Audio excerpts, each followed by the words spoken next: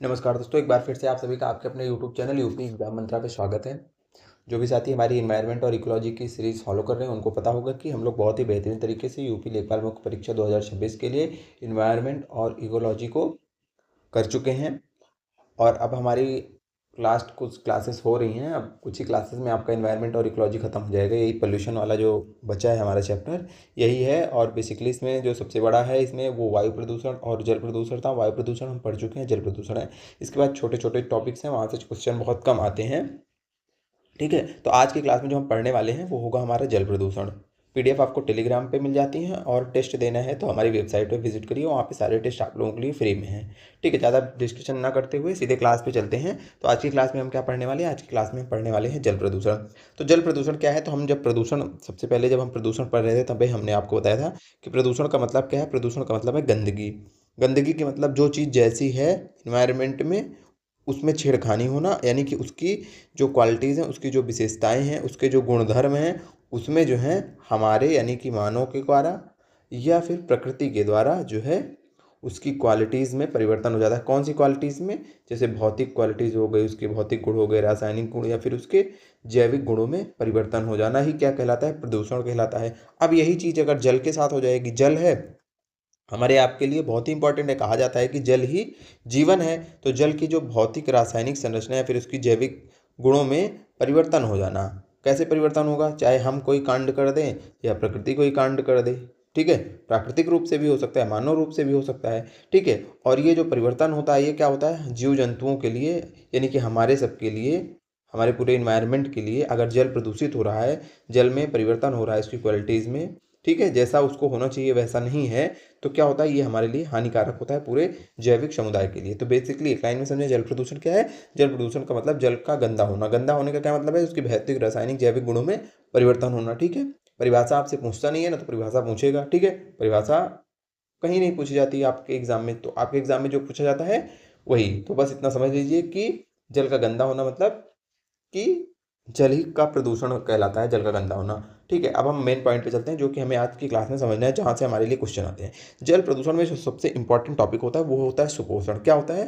सुपोषण। अब आप लोग कहेंगे कि सुपोषण क्या है? कुछ साथी सुने होंगे, कुछ साथी नहीं सुने होंगे। सुपोषण को बोला जाता है यूट्रोफिकेशन। क्या बोला जाता है? सुपोषण को बोला जाता है यूट्रोफिकेशन इंग्लिश में।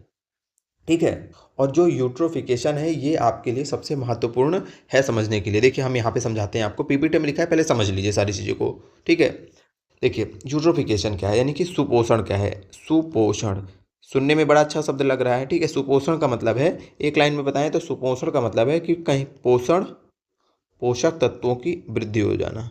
पोषक तत्वों की वृद्धि मतलब जितना पोषण चाहिए था ना उससे ज़्यादा इनको पोषक तत्व दे देना। जितना पोषक तत्व देना चाहिए था उससे ज़्यादा पोषक तत्वों का मिल जाना। आप कहेंगे कितनी अच्छी बात है, हमें पोषक तत्वों की मात्रा जब ज़्यादा मिलेगी तो बहुत अच्छी बात है। नहीं, ये जो है जल में अगर ये अवस्था होती है कि उसमें पोषक तत्वों की वृद्धि हो जाती है तो ये अच्छी बात नहीं होती है। कैसे नहीं अच्छी बात होती है? चलिए हम आपको दिखा रहे हैं एग्जाम्पल से। देखिए पहले तो समझिए सुपोषण होगा कैसे। ठीक है, सुपोषण है क्या? तो सुपोषण है क्या कि जल में पोषक तत्वों की वृद्धि क्या है? सुपोषण है। अब जल में पोषक तत्वों की वृद्धि कैसे होती है? ये वृद्धि कैसे होगी? देखिए जैसे जब जल में, जैसे ये मान लीजिए तालाब है कोई, ये क्या है? ये आपका एक तालाब है। ठीक है, अब इस तालाब में बहुत सारा जल आपके, जैसे गांव है, आप गांव में रहते हैं ना गांव में या शहर में, तो देखते हैं इस तालाब में बहुत सारा जल जो है, जैसे कहाँ से आ रहा है? जैसे आप जो यूज़ कर रहे हैं पानी, जो अपने डेली यूज़ में कर रहे हैं, वो गंदा पानी यहाँ पे आ रहा है। ठीक है, बारिश हो रही है, बारिश के माध्यम से बहुत सारा पानी जो है गंदगी को, अपशिष्ट पदार्थ को लेकर के यहाँ आ जा रहा है। ठीक है, इसी प्रकार से बहुत विभिन्न जगहों से जो है जो गंदा पानी होता है यानी कि अपशिष्ट जल होता है वो कहाँ आ जाता है? इस तालाब में आता है।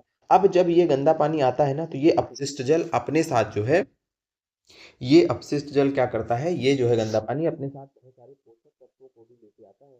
तो लेके आता है पोषक तत्वों को। अब ये पोषक तत्व कहीं आ गए इस तालाब में। अब इस तालाब में क्या हो गई? पोषक तत्व की वृद्धि। पोषक तत्व, अब देखिए जब पोषक तत्व विद्यमान हो जाएंगे तो अब इसके बाद क्या होगा? इसके बाद क्या होगा? जब पोषक तत्वों की वृद्धि होती है तो शैवाल की वृद्धि होने लगती है। जो शैवाल होते हैं ना उनको भाई खाने पीने के लिए बहुत चीज़ें मिल गई, ये पोषक तत्व आ गए। अब शैवाल को जो है, जब इनको शैवाल क्या करते हैं, इनको खूब खाने पीने के लिए सामान मिल गया। अब जब खाने पीने के लिए एकदम सामान मिल गया एकदम बढ़िया, ये क्या करते हैं, इनकी वृद्धि होने लगती है। पहले एक शैवाल था तो अब 1000 शैवाल हो गए हैं, ठीक है। और बेसिकली जो शैवाल बढ़ते भी हैं उसमें जो ब्लू ब्लू ग्रीन एल्गी होती है, नील हरित शैवाल, ठीक है, नील हरित शैवाल होते हैं, उनकी वृद्धि जो है ज़्यादा होती है। अब इन शैवालों की ही वृद्धि नहीं होती, बल्कि जितने भी जलीय पादप होते हैं, पादप, ध्यान देना, हम पादपों की बात कर रहे हैं, जितने भी पादप होते हैं उन सबको क्या होता है, पोषक तत्व तो मिलने लगा। तो शैवालों और जलीय पादपों की क्या होने लगती है, वृद्धि होने लगती है। आप कहेंगे कितनी अच्छी बात है, शैवाल बढ़ जा रहे हैं, जलीय पादप बढ़ जा रहे हैं। अच्छी बात यहाँ तक है, इसके बाद जो होता है वो बुरी बात होती है। अब होता क्या है कि जब इनकी वृद्धि बहुत ज़्यादा होने लगती है तो ये क्या करते हैं, ये शैवाल, ये पादप और शैवाल अब क्या करेंगे, ये पादप और शैवाल जल में जितनी गुलित ऑक्सीजन है उसका यूज कर लेंगे। उसका यूज, इनकी ज़्यादा संख्या हो गई और जल में एक लिमिटेड मात्रा में ऑक्सीजन है, तो ये क्या करेंगे, ऑक्सीजन का यूज कर लेते हैं। अब ऑक्सीजन का ही यूज नहीं करते, बल्कि ये कुछ टॉक्सिक पदार्थ भी रिलीज करते हैं, टॉक्सिक पदार्थ भी रिलीज करते हैं, ठीक है, जल में। तो अब जल में क्या हो गया, जल में हो ये रहा है इन शैवालों और पादपों की वजह से कि पोषक तत्व तो आ गए, इनकी संख्या बढ़ रही है, इनकी संख्या बढ़ रही है, तो ये कार्बन डाइऑक्साइड का यूज ज़्यादा कर रहे हैं। अब कार्बन डाइऑक्साइड का जब यूज ज़्यादा कर रहे हैं तो कार्बन डाइऑक्साइड की उस जल में क्या हो जाएगी, कमी होने लगेगी। Carbon, sorry sorry, oxygen, carbon dioxide नहीं, ठीक है, हम शायद, हमें लग रहा है कि अभी हम कार्बन डाइऑक्साइड बोले तो कार्बन डाइऑक्साइड नहीं, ऑक्सीजन की बात करें, ठीक है। तो ऑक्सीजन की क्या होने लगेगी, कमी होने लगेगी, क्योंकि ऑक्सीजन का सारा यूज तो ये कर ले रहे हैं, जो शैवाल हैं आपके और जो अन्य जलीय पादप हैं।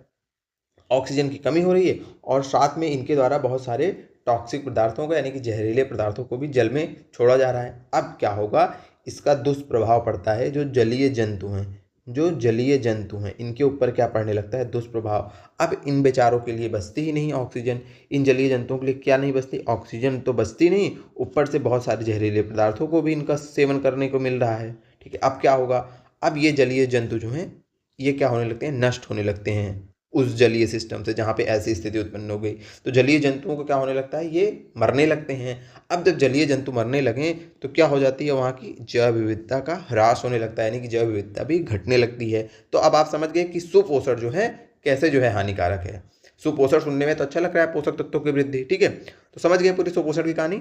बहुत फास्ट रिवीजन करें, सुपोषण क्या है, सुपोषण है कि जो आपका कोई जलीय क्षेत्र है वहाँ पे पोषक तत्वों की वृद्धि होना। पोषक तत्वों की वृद्धि कैसी होती है कि जो आपका अपशिष्ट जल आ रहा है उस जलीय क्षेत्र में, वो क्या करता है, वो अपने साथ जो है पोषक तत्वों को लेके आता है और उस सिस्टम में मिला देता है। उससे क्या होता है कि वहाँ पे पोषक तत्वों की वृद्धि हो जाती है। पोषक तत्वों की वृद्धि के परिणाम स्वरूप शैवालों और जलीय पादपों की भी क्या होती है, वृद्धि होती है। और इससे, इस वृद्धि से क्या होता है, इस वृद्धि से होता ये है कि ये जो है ऑक्सीजन की कमी कर देते हैं उस जलीय सिस्टम में, क्योंकि ऑक्सीजन का यूज करने लगते हैं ये सारे, और साथ में साथ कुछ टॉक्सिक जहरीले पदार्थों का भी ये वहाँ पे उत्सर्जन करते हैं। उससे क्या होता है, उससे होता है कि जो जलीय जंतु होते हैं वो ऑक्सीजन की कमी के कारण से वहाँ पे क्या होने लगते हैं, मरने लगते हैं। और मरने लगेंगे तो क्या हो जाएगा, वहाँ की जैव विविधता कम होने लगती है, वहाँ पे जीवों की प्रजातियाँ कम हो रही है ना, क्योंकि पादपों और मान लीजिए जो ब्लू ग्रीन एल्गीज हैं, शैवाल हैं, उनकी वृद्धि हो रही है, लेकिन ओवरऑल जो है देखा जाए वहाँ की जैव विविधता तो वो घटने लगती है, क्योंकि वहाँ पे जो जंतु हैं, जो जलीय जंतु हैं, वो क्या होने लगते हैं, उनकी मृत्यु होने लगती है। तो अब आप लोग समझ चुके हैं, यही सारी चीज़ें आपके पीपीटी में लिखी है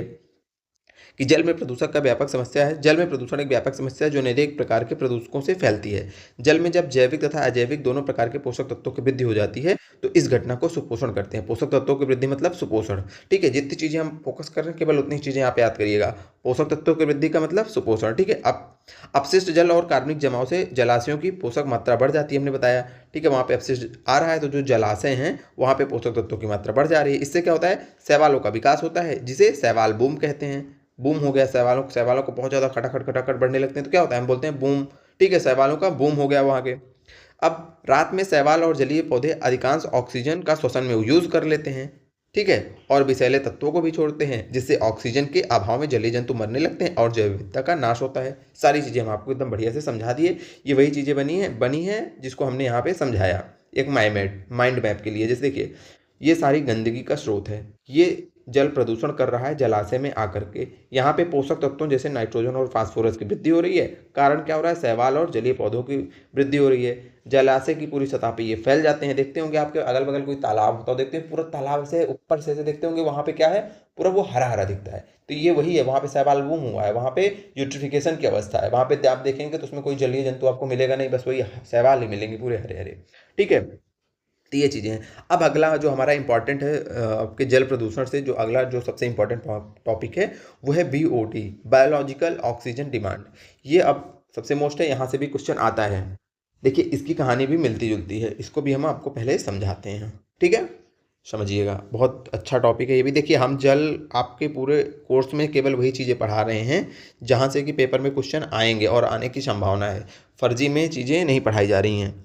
तो अभी हम क्या समझने वाले हैं, अभी हम समझने वाले हैं BOD मतलब कि बायोलॉजिकल ऑक्सीजन डिमांड। अभी इसको बोल जाइए, अभी वहाँ पे जाइए कि आपका जैसे मान लीजिए कोई नदी है या फिर तालाब है, कोई नदी है या फिर तालाब है, कोई जलाशय है, वहाँ पे क्या होगा, वहाँ पे अपशिष्ट आ रहा है। जैसे अभी हमने देखा अपशिष्ट माने कि गंदा जल आ रहा है, अपशिष्ट जल आ रहा है। ये अपने साथ क्या करता है, जो गंदा जल होता है यानी कि जो पोल्यूटेड प्रदूषित जल होता है वो अपने साथ क्या लाता है, बहुत सारे जैविक कचरे को भी लाता है। किसको लाता है, जैविक कचरे। जैविक कचरे, जैविक कचरे का मतलब है जो जीवों या फिर पादपों से संबंधित जो कचरा होता है उसको जैविक कचरा बोला जाता है। जैसे फल हो गए, सब्जियां हो गई, इनके छिलके हो गए, उसके अलावा जैसे शव हो गया, जैसे मृत जंतुओं का शव हो गया, तो ये सब किस में आता है, जैविक कचरे में। यानी कि जो जंतुओं और पादपों से संबंधित जो उनसे जुड़ा हुआ डायरेक्टली जो उनसे जुड़ा हुआ कचरा होता है उसको जैविक कचरा होता है। तो इस गंदे जल में ये जैविक कचरा भी आता है। आप कहेंगे हाँ बिल्कुल आता है। अब याद करिए जब हम स्टार्टिंग में आपको पढ़ा रहे थे पोल्यूशन, तो हमने बोला था कि पोल्यूशन को दो भागों में बांटा जाता है, एक बायोडिग्रेडेबल होता है, एक नॉन बायोडिग्रेडेबल होता है। मतलब जो बायोडिग्रेडेबल होता है वो ये जो जैविक कचरा है इसी को बोलते हैं बायोडिग्रेडेबल। क्यों बोलते हैं, क्योंकि जो सूक्ष्म जीव होते हैं जैसे बैक्टीरिया, सूक्ष्म जीव जैसे बैक्टीरिया वो क्या करते हैं, जैविक कचरे को क्या कर देते हैं, अपघटित कर देते हैं, अपघटित करते हैं। अपघटित करने का सीधा सा मतलब है कि सड़ा गलाकर खत्म कर देते हैं, सड़ा गलाकर इसको नष्ट कर देते हैं, ठीक है। अब ध्यान देने वाली बात यह है, जब बैक्टीरिया ये काम करता है, जैसे मान लीजिए जब कोई बैक्टीरिया जो है अपघटन का काम कर रहा है, किसका अपघटन कर रहा है, तो इस जैविक पदार्थ का, इस जैविक पदार्थ का, इस कचरे का अपघटन कर रहा है। ये बैक्टीरिया क्या कर रहा है, अपघटन कर रहा है। किसका कर रहा है अपघटन, इस जैविक पदार्थ का। इस प्रक्रिया में ये बैक्टीरिया क्या करता है, ऑक्सीजन का यूज करता है, ऑक्सीजन का यूज करता है, ठीक है। यहाँ पे भी ऑक्सीजन की कहानी है, ऑक्सीजन का यूज करता है, मतलब ऑक्सीजन का यूज करेगा। आप बताइए, मान लीजिए कोई जलाशय है, कोई जलाशय है, यहाँ पे बहुत सारी जैविक कचरा आ गया, बहुत सारा जैविक कचरा, यानी कि जैविक कचरा बहुत सारा आ गया।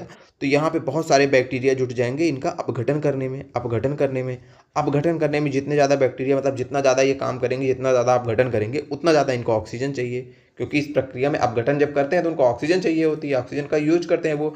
अब खूब सारी गंदगी हो गई, खूब सारा उसमें जैविक कचरा आ गया, तो खूब सारी ऑक्सीजन चाहिए क्योंकि अपघटन का कार्य बहुत तेजी से हो रहा है।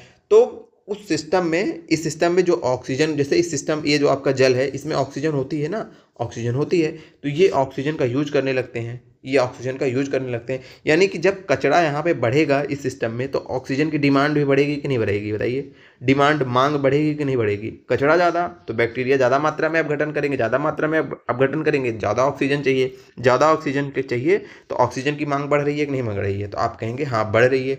इसी को कहते हैं बायोलॉजिकल ऑक्सीजन डिमांड। पहले बात ये समझिए क्या है BOD। BOD क्या है, आप समझ गए। आप BOD है इनडायरेक्टली, देखिए यदि किसी सिस्टम में गंदगी बढ़ रही है तो वहाँ पे बायोलॉजिकल ऑक्सीजन डिमांड, यानी कि वहाँ पे ऑक्सीजन की डिमांड बढ़ेगी ना।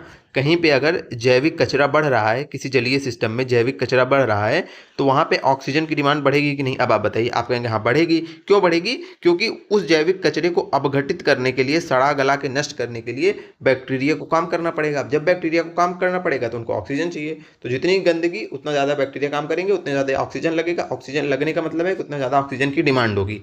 अब अच्छा बताइए, ऑक्सीजन की अगर डिमांड ज़्यादा है, इस सिस्टम में एक निश्चित मात्रा में घुलित ऑक्सीजन है, एक निश्चित मात्रा में घुलित ऑक्सीजन है। अब यहाँ पे ऑक्सीजन की डिमांड ज़्यादा हो गई, ठीक है। डिमांड अगर ज़्यादा होगी ऑक्सीजन की, तो इस सिस्टम से ऑक्सीजन की कमी होने लगेगी कि नहीं, कमी होने लगेगी, ऑक्सीजन की कमी होने लगेगी। जैसे जब किसी चीज़ की, मान लीजिए कोई सामान है, आप कहीं पे गए बिस्किट लेने दुकान पे, उसके पास 100 पैकेट बिस्किट है, ठीक है। अब 100 पैकेट अगर बिस्किट है, पहले इसको लेने वाले 10 लोग आए, तब तो पर्याप्त बिस्किट है। लेकिन अगर इसको लेने वाले 100 लोग आ गए, तो अब तो डिमांड अब बढ़ गई ना, अब इसके पास बिस्किट बचेगा ही नहीं। तो वैसे ही अगर मान लीजिए आपका जो ये जलीय सिस्टम है, यहाँ पे 100 यूनिट ऑक्सीजन थी, 100 यूनिट ऑक्सीजन थी, गंदगी कम थी, तो बैक्टीरिया अपघटन का काम कर रहे थे, कम कर रहे थे। तो मान लीजिए वो 20 यूनिट ऑक्सीजन का यूज कर रहे थे, लेकिन अचानक से यहाँ पे जैविक कचरा बहुत ज़्यादा आ गया। जैविक कचरा बहुत ज़्यादा आ जाएगा तो जो आपके बैक्टीरिया हैं वो क्या करने लगेंगे, वो इसका अपघटन तेजी से करने लगेंगे। अब उनको ज़्यादा ऑक्सीजन चाहिए, अब उनको 80 यूनिट ऑक्सीजन चाहिए, तो यहाँ पे ऑक्सीजन की मांग बढ़ी तो अब ये 80 यूनिट ऑक्सीजन का यूज कर लेंगे। ऑक्सीजन की मांग बढ़ी, लेकिन इसमें अब 80 यूनिट जब यूज कर लिए तो कितना बचा, 20 ही यूनिट ऑक्सीजन बची ना। तो यानी कि बायोलॉजिकल ऑक्सीजन डिमांड क्या है, बायोलॉजिकल ऑक्सीजन डिमांड है जब किसी आपका जलीय सिस्टम में जैविक कचरा बढ़ता है तो वहाँ कचरे को अपघटन करने के लिए जो है बैक्टीरिया सक्रिय हो जाते हैं, और क्या होता है वहाँ पे ऑक्सीजन की डिमांड बढ़ जाती है। और ऑक्सीजन की डिमांड बढ़ जाती है तो यूज ज़्यादा होगा, जब यूज ज़्यादा होगा तो उस सिस्टम में ऑक्सीजन की कमी भी होने लगती है। तो अगर आप इससे ये पूछा जाए कि अगर कोई सिस्टम है, जलीय सिस्टम है, वहाँ पे बायोलॉजिकल ऑक्सीजन डिमांड बढ़ रही है, तो इसका मतलब क्या है, इसका मतलब सीधा सा है कि वहाँ पे जैविक कचरे की वृद्धि हो गई है, मतलब वो जल पोल्यूटेड हो चुका है। यही है। अब आशा करते हैं ये पूरी कहानी आप लोग समझ चुके होंगे। अब हम चलते हैं अपने नोट्स पे, जिनको नहीं जो नहीं समझे हैं वो फिर से क्लास थोड़ा पीछे करिए और फिर से देखिए। चलिए अब हम यहाँ पे देखेंगे बीओडी के ऊपर कि हमारे पीपीटी में क्या लिखा है। तो बीओडी जल प्रदूषण मापने की मुख्य इकाई है। कैसे इकाई है मुख्य इकाई, समझे आप, क्योंकि अगर जल में बीओडी यानी कि बायोलॉजिकल ऑक्सीजन डिमांड ज़्यादा है, मतलब वहाँ पे ऑक्सीजन की डिमांड ज़्यादा है, इसका मतलब वो जल प्रदूषित है, वहाँ पे जैविक कचरा ज़्यादा है, उस कचरे को नष्ट करने में लगे हुए हैं बैक्टीरिया, और वो बैक्टीरिया को चाहिए ऑक्सीजन, वो डिमांड कर रहे हैं ऑक्सीजन का, मतलब कहीं पे बायोलॉजिकल ऑक्सीजन डिमांड ज़्यादा है तो वह जल प्रदूषित है। तो वही लिखा है कि प्रदूषित है, तो जल प्रदूषण मापने की इकाई है। ठीक है, चलिए नहीं समझ में आया होगा तो फिर से क्लास रिपीट करके देखिएगा। नई चीज़ें कभी कभी एक बार पढ़ने में नहीं समझ में आती, वैसे हमने जितना आसान हो सकता था उतनी आसान भाषा में आपको समझाया है। ठीक है, आगे क्या लिखा है, कार्बनिक एवं अजैविक अपशिष्ट के अपघटन हेतु जल में घुलनशील ऑक्सीजन का उपयोग होता है। बताया ना हमने कि जो आपका आया जैविक पदार्थ, ठीक है, उसके अपघटन हेतु क्या होगा, जल में जो घुलनशील ऑक्सीजन है बैक्टीरिया उसका अपघटन करेंगे, और जो घुलनशील ऑक्सीजन है O2 है वो क्या होगी, उसकी डिमांड बढ़ेगी। तो अपशिष्ट बढ़ने से अपघटन दर O2 का उपयोग बढ़ता है, जिससे घुली ऑक्सीजन घट जाती है, डिजॉल्व ऑक्सीजन कम हो जाती है। मांग ज़्यादा है तो जो उसके अंदर घुलित है पहले से, जब यूज ज़्यादा होगा तो कमी होगी, हमने बताया अच्छे से। ठीक है, अब आपको ये चीज़ें नहीं याद रखनी, ये आपसे पूछने नहीं वाला है, ये वही चीज़ है जो यहाँ पे लिखी है कि देखिए जब बीओडी यानी कि बायोलॉजिकल ऑक्सीजन डिमांड ज़्यादा होगी, यानी कि जैसे हमने बताया कि 100 पैकेट है, 100 पैकेट बिस्किट है, अब जब इसकी मांग ज़्यादा होगी, 80 पैकेट की मांग हो गई तो स्टॉक में से कमी होगी ना, तो जैसे 90 हो गई तो स्टॉक और कम हो जाएगा, 10 ही बचेगा ना। तो यानी कि जब मांग ज़्यादा होगी तो स्टॉक कम होगा ना, मांग ज़्यादा होगी तो स्टॉक कम होगा ना। तो वैसे ही अगर बायो ऑक्सीजन की डिमांड कहीं पे ज़्यादा हो रही है, सिस्टम में ऑक्सीजन की डिमांड ज़्यादा हो रही है, तो जो उसका स्टॉक है यानी कि उस पानी में जो घुलित ऑक्सीजन है उसकी कमी होगी ना। भाई 100 है, 80 मांग हो गई तो 20 बचेगी, 90 मांग हो गई 10 ही बचेगी। तो वही कहानी है कि जब बायोलॉजिकल ऑक्सीजन डिमांड बढ़ती है तो घुलनशील ऑक्सीजन की मात्रा में कमी आती है, और बायोलॉजिकल ऑक्सीजन डिमांड बीओडी का बढ़ने का मतलब है कि वहाँ पे जल प्रदूषण ज़्यादा है, वही यहाँ पे लिखा है। बस इतना ही समझना है कि बीओडी बढ़ेगी तो घुलित ऑक्सीजन कम होगी। ठीक है, नहीं समझिएगा तो फिर से कमेंट करिएगा। वैसे हमने बहुत ही बेहतरीन तरीके से आपको समझाया है। यहाँ से अब आपको कुछ याद नहीं रखना है, बस एक पॉइंट और याद रखना है। जितनी चीज़ें आपको कह रहे हैं याद करने के लिए केवल वही याद करिएगा। ठीक है, ज़्यादा इधर उधर के चक्कर में पड़ेंगे तो कुछ याद नहीं हो पाएगा आपको लास्ट 2 महीनों में। अब देखिए जो गंगा नदी है आपकी, उसमें जो है जो बायोलॉजिकल ऑक्सीजन डिमांड है वो कानपुर से इलाहाबाद के बीच में सबसे ज़्यादा पाई जाती है। क्यों पाई जाती है, क्योंकि इसका क्या मतलब है, अगर हम कह रहे हैं कि कानपुर और इलाहाबाद के बीच में बायोलॉजिकल ऑक्सीजन डिमांड ज़्यादा है गंगा नदी में, तो इसका कहने का क्या मतलब है, इसका इनडायरेक्टली कहने का मतलब है कि यहीं पर गंगा नदी ज़्यादा पोल्यूटेड है, यहीं पर गंगा नदी में ज़्यादा प्रदूषण है। ठीक है, दोनों पॉइंट आपको याद रखना है। पहला पॉइंट कि अगर हम कह रहे हैं बीओडी ज़्यादा है तो बीओडी मतलब बायोलॉजिकल ऑक्सीजन डिमांड ज़्यादा है, मतलब वहाँ पे ज़्यादा गंदगी है। क्वेश्चन आपसे ये पूछेगा कि गंगा नदी सबसे ज़्यादा प्रदूषित कहाँ है, तो कानपुर से और प्रयागराज के बीच में। दूसरा क्वेश्चन पूछेगा कि गंगा नदी में बीओडी की सर्वाधिक मात्रा कहाँ पे पाई जाती है, बायोलॉजिकल ऑक्सीजन डिमांड सबसे ज़्यादा कहाँ है, तो कानपुर से और प्रयागराज के बीच में। दोनों क्वेश्चन का मतलब एक ही है।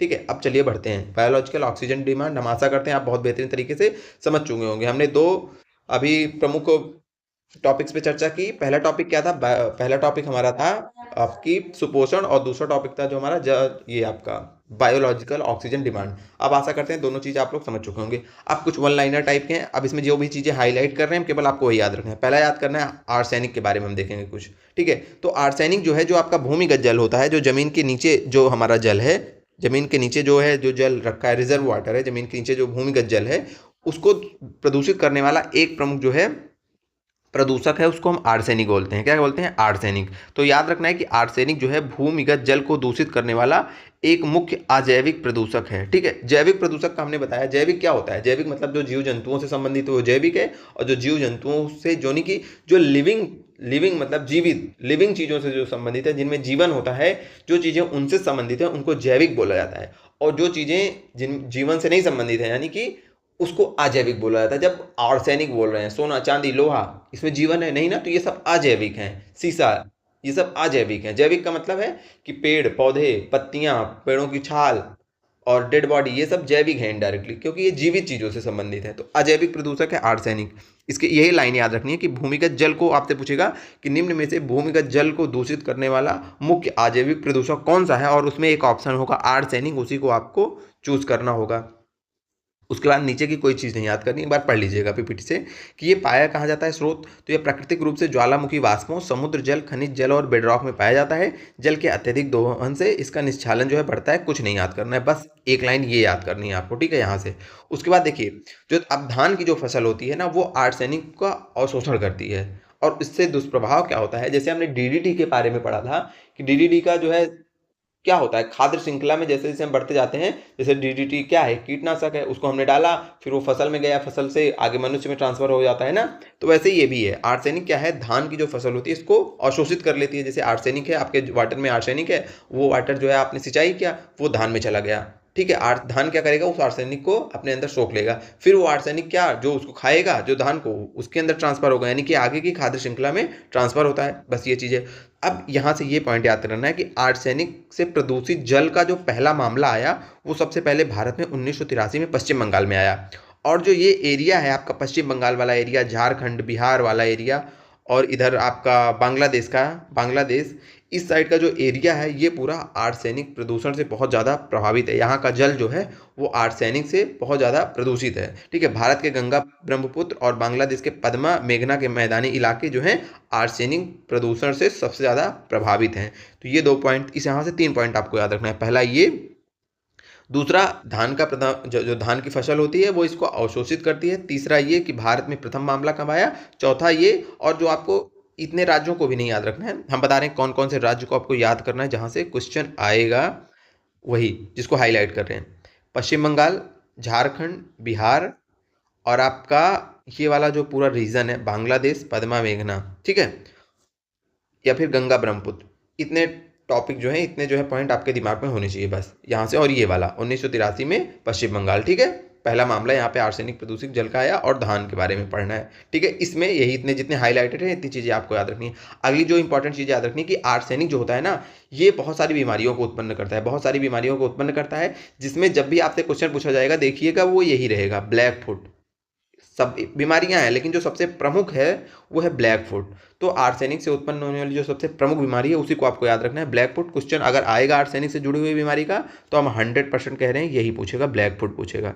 बाकी त्वचा कैंसर, स्किन कैंसर होता है, डायरिया भी होती है, लंग कैंसर भी होता है, ठीक है, ये सारी चीज़ें होती हैं। लेकिन याद जो आपको करना है वो ब्लैक फुट याद रखना है। अब हम आगे बढ़ते हैं, आगे की क्लास में क्या है, अब हम कुछ और चीज़ों को देखेंगे। जैसे एक फैक्ट है, ये आपका प्रीवियस ईयर में आया हुआ है, आपसे पूछेगा कि जैविक मरुस्थल किस नदी को बोला जाता है, जैविक मरुस्थल किस नदी को बोला जाता है। तो ये पॉइंट आपको याद रखना है कि जो आपकी दामोदर नदी है, कौन सी नदी, दामोदर नदी, दामोदर नदी को जैविक मरुस्थल बोला जाता है, बायोलॉजिकल डेजर्ट बोला जाता है। बस ये लाइन आपको याद रखनी है, ठीक है। और दूसरी लाइन आपको ये याद रखनी है, जैसे जो इंडस्ट्रीज होती हैं, यानी कि जो औद्योगिक कचरा होता है, ठीक है, वहाँ से सबसे ज़्यादा अगर आपसे पूछा जाए कि औद्योगिक जो कचरा होता है वहाँ कौन सा उद्योग है जहाँ से सर्वाधिक मात्रा में रासायनिक और मृदा प्रदूषण होता है, यानी कि जल प्रदूषण और मृदा प्रदूषण किस क्षेत्र की इंडस्ट्री सबसे ज़्यादा करती है।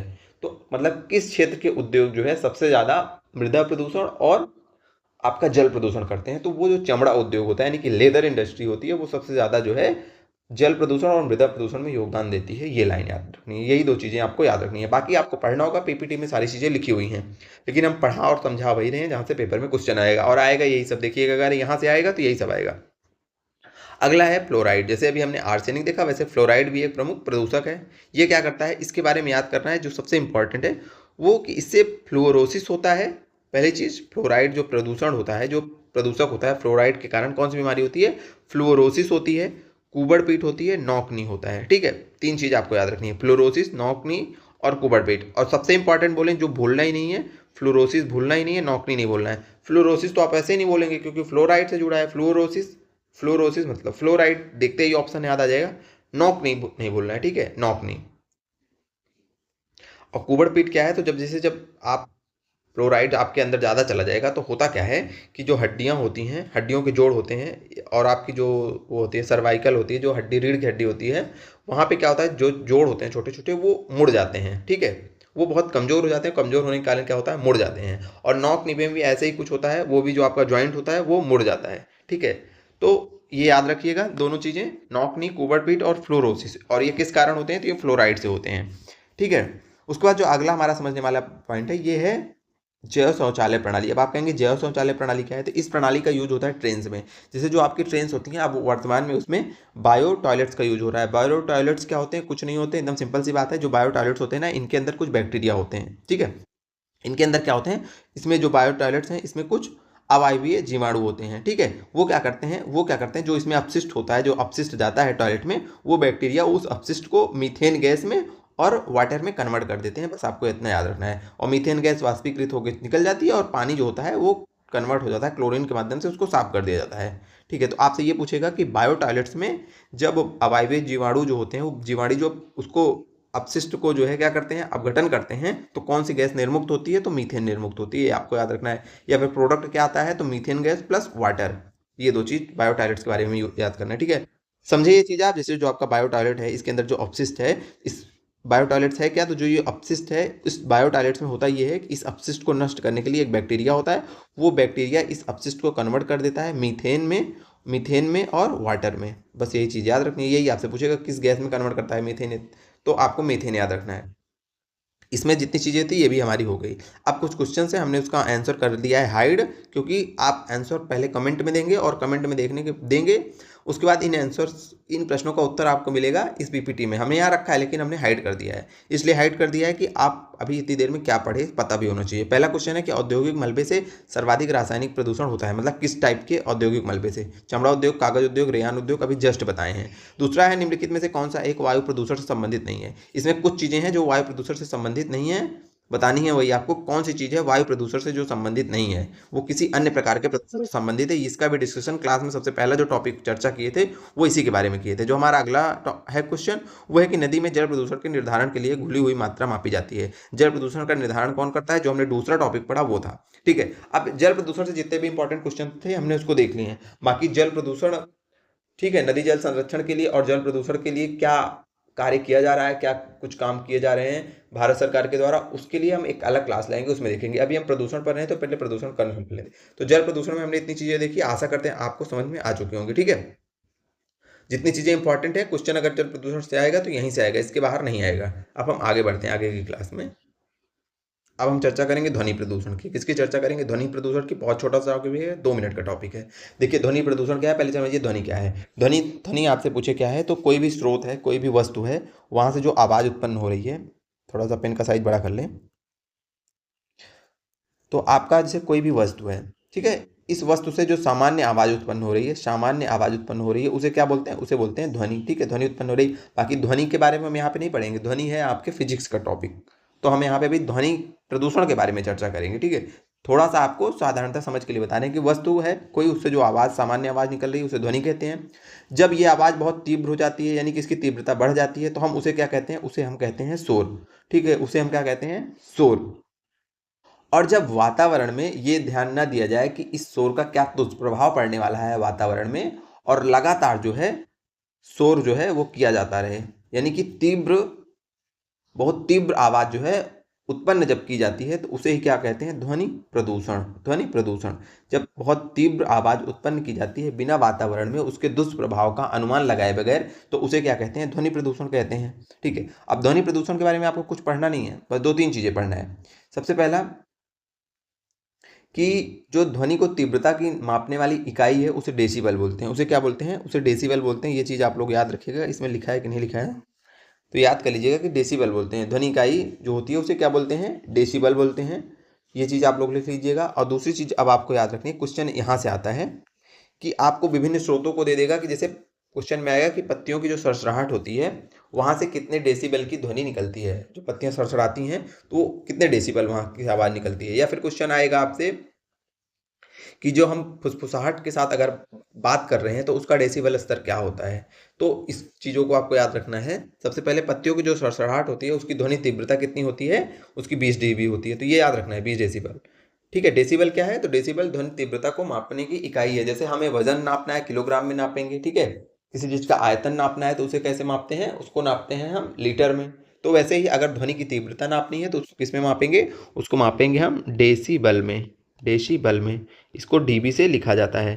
ठीक है, पहली चीज़ ये याद रखनी है। दूसरी चीज़ आपको यहाँ से ये याद रखनी है कि पत्तियों की सरसराहट की तीव्रता कितनी होती है, 20 डीबी होती है। फुसफुसाहट की 30 डीबी होती है। ठीक है, कार्यालय है यानी कि कोई अगर शांत कमरा है, नॉर्मल टाइप का कार्यालय है जहाँ थोड़ी बहुत आवाज़ होती रहती है, तो वहाँ का स्तर जो है 40 डेसिबल बोला जाता है। सामान्य बातचीत जो हम करते हैं वो 60 डेसिबल में करते हैं। जो भारी ट्रक होते हैं जो वहाँ से आवाज़ आ रही है वो 80 से 85 डेसिबल की आती है। जेट इंजन जो होते हैं 120 डेसिबल।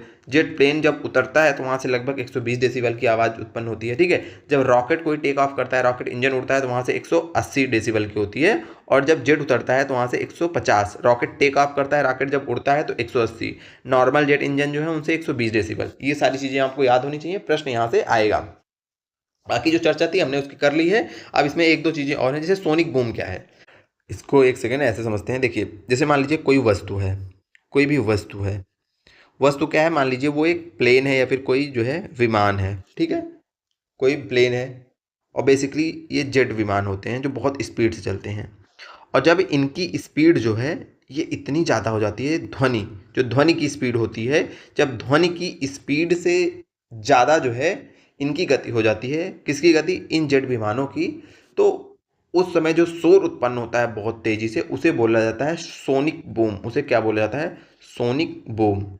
तो सोनिक बूम क्या है, सोनिक बूम आपका है कि जब जेट विमान ध्वनि की स्पीड से तेजी से ज़्यादा चलने लगते हैं, ध्वनि की स्पीड से ज़्यादा तेज चलने लगते हैं, तो उस समय क्या होता है, उस समय एक बहुत तेज शोर उत्पन्न होता है जिसे कि सोनिक बूम कहते हैं। जिसे क्या कहते हैं, जिसे कि सोनिक बूम कहते हैं। तो सोनिक बूम हम आशा करते हैं कि आप लोग समझ चुके होंगे। अच्छा, अब यहीं पे मत रुकिए। जो सोनिक बूम है इसको मापा जाता है। इसको कैसे मापा जाता है, जैसे अभी हमने बताया कि ध्वनि की तीव्रता को डेसिबल में मापा जाता है, वैसे ही सोनिक बूम को जो है मैक इकाई में मापा जाता है। मैक इकाई किस में मापा जाता है, मैक इकाई में, MACH, मैक यूनिट में मापा जाता है।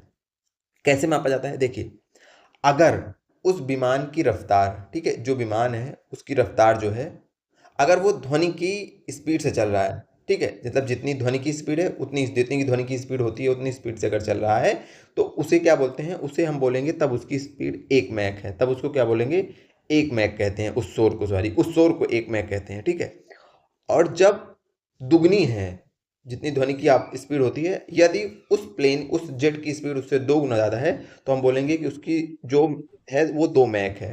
उसकी तीव्रता कितनी है, 2 मैक है उस शोर की।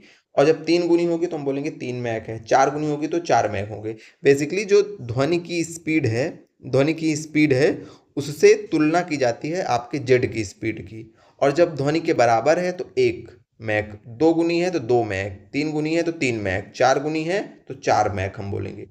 एक बार फिर से बता देते हैं आपको सारी चीज़ें। आपसे पूछा जाए सोनिक बूम क्या है, तो सरल शब्दों में जब कोई जेट विमान ध्वनि की स्पीड से ज़्यादा तेज चलने लगता है तो उस समय एक बहुत तीव्र गति का शोर उत्पन्न होता है जिसे कि सोनिक बूम कहा जाता है। इस सोनिक बूम को मैक में व्यक्त किया जाता है। किसमें व्यक्त किया जाता है, मैक में, MACH, मैक में व्यक्त किया जाता है। मैक क्या है, तो हमने बताया यदि वह विमान इक्वल चल रहा है, जितनी की ध्वनि की स्पीड होती है उतनी ही स्पीड से चल रहा है, तो हम उसको बोलेंगे 1 मैक। दुगनी स्पीड से चल रहा है, ध्वनि की स्पीड से दुगनी स्पीड से चल रहा है तो 2 मैक। 3 गुनी स्पीड से चल रहा है तो 3 मैक। 4 गुनी स्पीड से चल रहा है तो 4 मैक। ठीक है, अब ये हो गई सोनिक बूम के बारे में सारी चीज़ें लिखी हुई हैं कि ध्वनि की गति से तेज चलने वाले जो जेट होते हैं वहां से उत्पन्न क्या होता है, सोनिक बूम। ठीक है, सोनिक बूम ध्वनि की गति से तेज चलने वाले विमान। मैक यूनिट क्या है कि ध्वनि की रफ्तार के बराबर जब होगी तो 1 मैक, 2x होगी तो 2 मैक, 3x होगी तो 3 मैक। ठीक है, उसके बाद अगला जो हमारा एक छोटा सा टॉपिक है वो है ग्रीन मफलर। ग्रीन मफलर क्या होता है, मफलर आप लोग ठंडी में पहनते हैं। मफलर कब पहनते हैं, मफलर हम लोग ठंडी में पहनते हैं, क्यों, क्योंकि ठंड हवाओं से बचने के लिए, ठंड हवाओं से बचने के लिए। ये आप हैं, बढ़िया मफलर लगा लिए। अब क्या होगा कि जो ठंड हवाएं हैं वो आपके कानों में नहीं जाएंगी। तो उसी प्रकार जो है मफलर ऐसे याद करिएगा, जो मफलर होते हैं। ग्रीन मफलर क्या है? तो ग्रीन मफलर हैं जैसे कि जहाँ पे बहुत ज़्यादा ध्वनि प्रदूषण हो रहा है। क्या हो रहा है? बहुत ज़्यादा ध्वनि प्रदूषण हो रहा है। तो अब उस क्षेत्र में क्या करेंगे, बहुत सारे वृक्षों को लगा दिया जाता है, बहुत सारे पेड़ों को लगा दिया जाता है। ये पेड़ क्या करेंगे कि जो ध्वनि तीव्रता है इसको अवशोषित कर लेते हैं, इसको अवशोषित कर लेते हैं। और जो ध्वनि प्रदूषण होता है उसमें क्या होती है? कमी होती है। ध्वनि प्रदूषण में क्या होती है? कमी होती है, क्योंकि ये जो उसकी वाइब्रेशंस हैं तीव्र वाली, उसको ये अवशोषित कर लेते हैं। तो इसी को बोला जाता है ग्रीन मफलर। जैसे वो मफलर आपको ठंडी से बचाता है, वैसे ग्रीन मफलर आपको बचाता है किससे? ध्वनि प्रदूषण से बचाता है। वही लिखा है कि ध्वनि तरंगों को अवशोषित कर लेते हैं। जैसे विशालकाय जो वृक्ष हैं, ये कहाँ पे लगा दिए जाएं? ये जैसे कोई एरिया है जहाँ पे बहुत ज़्यादा ध्वनि प्रदूषण हो रहा है, तो वहाँ विशालकाय हरे भरे वृक्ष लगा दिए जाते हैं। वो क्या करते हैं? ध्वनि तरंगों को अवशोषित कर लेते हैं। और उससे क्या होता है? ध्वनि तरंगों को अवशोषित करने से ध्वनि प्रदूषण कम हो जाता है, और इसे ही क्या बोला जाता है? ग्रीन मफलर बोला जाता है। ग्रीन मफलर बोला जाता है। तो अब आज की क्लास में इतना ही, ठीक है। अम्ल वर्षा आज की बची रह गई। देखेंगे नेक्स्ट क्लास में अम्ल वर्षा को, हम अभी एक और क्लास आज बना देंगे जिसमें अम्ल वर्षा, और आज हम प्रदूषण को आपको खत्म ही कर देंगे, ठीक है। एक और छोटी छोटी क्लासेस बना रहे हैं, चाहे तो अभी पूरी रिकॉर्ड कर दें, लेकिन तो आप लोग देख नहीं पाओगे, ठीक है। तो एक क्लास और बना देंगे। आज की क्लास में बस इतना ही। अब बताइए क्लास आपको कैसे लगी? आज की क्लास में हमने चर्चा किया ध्वनि प्रदूषण के ऊपर। तो ध्वनि प्रदूषण के साथ साथ हमने जो चर्चा की, वो चर्चा की वाटर पोल्यूशन के ऊपर, जल प्रदूषण के ऊपर। और जल प्रदूषण में हमने जो प्रमुख जहाँ से क्वेश्चन आने वाले हैं उन पॉइंट की चर्चा की। जैसे जल सुपोषण क्या होता है, आपका बीओडी क्या है, ठीक है। और आर्सेनिक, और हमने एक और चीज़ के बारे में, फ्लोराइड के बारे में देखा कि आर्सेनिक और फ्लोराइड से जो है कौन कौन से, ये कौन कौन सी बीमारियां उत्पन्न करते हैं, ठीक है। और उसके बाद हमने चर्चा की आपकी ध्वनि प्रदूषण के ऊपर। अब आपसे रिक्वेस्ट है कि इन तीनों प्रश्नों का उत्तर आप कमेंट बॉक्स में जरूर लिखिएगा। एक पहले क्वेश्चन का ये है आपका पहला क्वेश्चन, जैसे ऐसे लिख दीजिएगा, पहले का ये, दूसरे का ये, तीसरे का ये, ठीक है। आप लोग थोड़ा इंटरेक्ट करते हैं तो ज़्यादा आनंद आता है क्लास के पढ़ाने के। बाकी आप लोग सपोर्ट दिखा रहे हैं, उसके लिए बहुत बहुत धन्यवाद। क्लासेस अच्छी लगी हो तो दोस्तों के साथ शेयर करिए। जितने भी ग्रुप में आप जुड़े हो, एक बार क्लासेस को शेयर कर दीजिए, बता दीजिए कि इन्वायरमेंट और इकोलॉजी को बहुत ही बेहतरीन तरीके से आप लोगों को कराया जा रहा है। बाकी पीडीएफ के लिए टेलीग्राम चैनल पर आइए। मिलते हैं आपसे फिर से नई क्लास में।